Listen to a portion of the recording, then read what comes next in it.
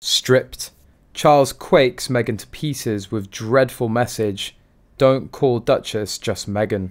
It's understood that King Charles III could strip his son and daughter-in-law's royal titles if the revelations in the upcoming projects are too damaging, a penalty that could have major consequences for Meghan in particular. The late Queen Elizabeth II gave the former Suits actress the title of the Duchess of Sussex when she married Prince Harry in May 2018, officially elevating her from US commoner to a senior position in the British royal family. She received multiple patronages alongside the title, all of which have since been redistributed to her England-based in-laws. Meghan has continued to use the regal moniker despite the couple's withdrawal from the royal family and immigration to the US in 2020, a decision which has been met with heavy backlash from UK citizens. His Majesty has reportedly threatened to take drastic action over the material in the A-list couple's postponed Netflix documentary and Prince Harry's memoir entitled Spare, after growing increasingly frustrated by the continued slander of the royal family.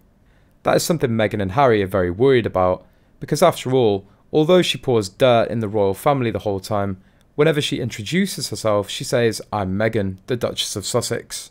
If Meghan's royal title was to be scrapped, she would have to go back to being called Meghan Markle. While it remains unclear just how far King Charles will go if the Sussexes continue to publicise and criticise the royal family, it's understood that he's prepared to completely isolate them from the institution. He has made various threats to Meghan and Harry and warned them that if they go ahead they'll find themselves ostracised in a way they can't believe. Meanwhile, Tina Brown's explosive book The Palace Papers, Inside the House of Windsor, The Truth and the Turmoil, explains that Meghan would use her now defunct blog The Tig as a way of getting luxury goods for free. The author and close friend of Princess Diana also wrote about how the Duchess gave Harry the tools to leave the royal family once and for all. In an interview with the Washington Post to promote the explosive new book, Miss Brown said, "Meghan couldn't resist everything that was on offer on the celebrity buffet. She won a reputation among the marketers of luxury brands of being warmly interested in receiving bags of designer swag. They wanted to be able to have a commercial arm to their activities.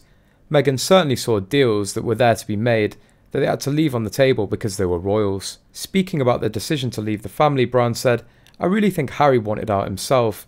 Meghan gave Harry the tools to leave." She understood the world of agents and deals. I mean, this wasn't Harry's world, but suddenly he had Meghan, a very worldly strategist who he decided to trust above all the other advisors. One major part of the book details exactly how Prince Harry and Meghan completely underestimated life outside the firm. I think they both completely underestimated what it was going to be like without the palace platform.